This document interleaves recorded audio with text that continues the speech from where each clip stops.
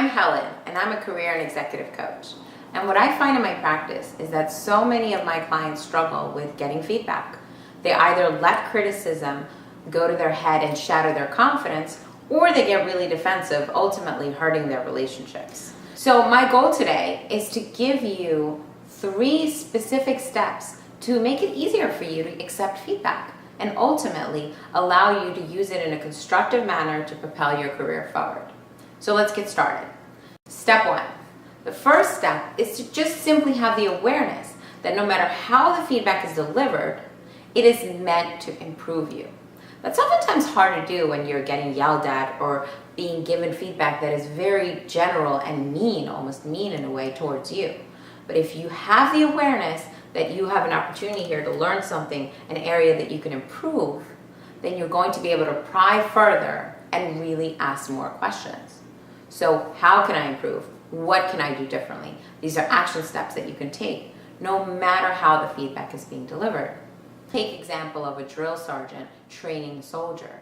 Certainly the drill sergeant is screaming in their ear profanity, saying you're weak, you suck, you're incapable. But at the end of the day, the soldier knows that this training, this criticism is meant to make him better and ultimately could be the difference between life and death. So remember that.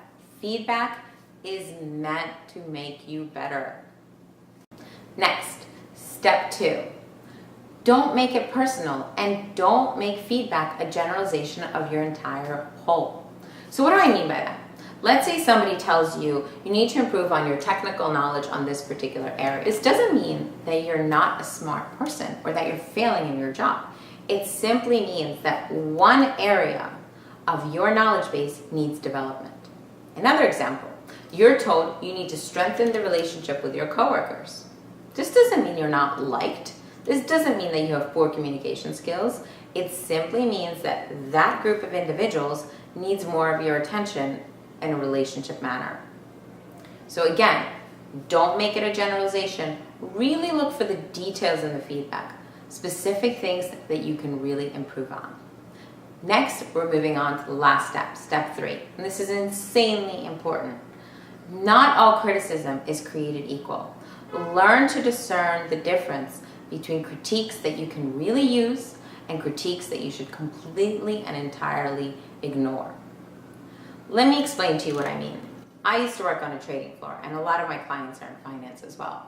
And oftentimes, when you have money on the table, heated emotions, and the market's moving very quickly, it gets pretty personal and pretty steamy on a trading floor.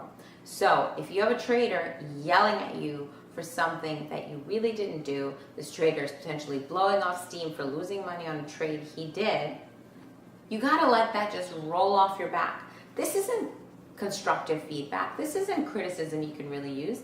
This is the trader blowing off his issues on you.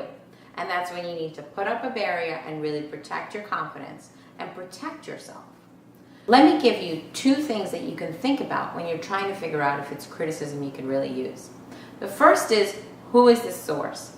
Is this somebody that really understands you, has worked with you, has seen you in action? Also, is this somebody that wants to really help you and has interest in improving you professionally? Or are they aiming to just beat you down? The other thing to consider is think about control. Is the feedback you're being given really something that you can control? If this is something you can't control, it's out of your realm, then you just need to ignore it, see it as non-constructive feedback, and move forward. So again, let me summarize for you what we talked about here. First step is remember, feedback is meant to improve you. Have that awareness. Step 2, don't make it a generalization of who you are as a human being. Keep it at a distance and focus on the specifics that you can use to improve. And step 3, learn to discern the difference. Not all feedback is created equal. There is some feedback that it is absolutely okay to ignore. With that, I invite you to give me some feedback on the video below, and please feel free to share it with your friends and coworkers. I look forward to the next video. Talk to you soon.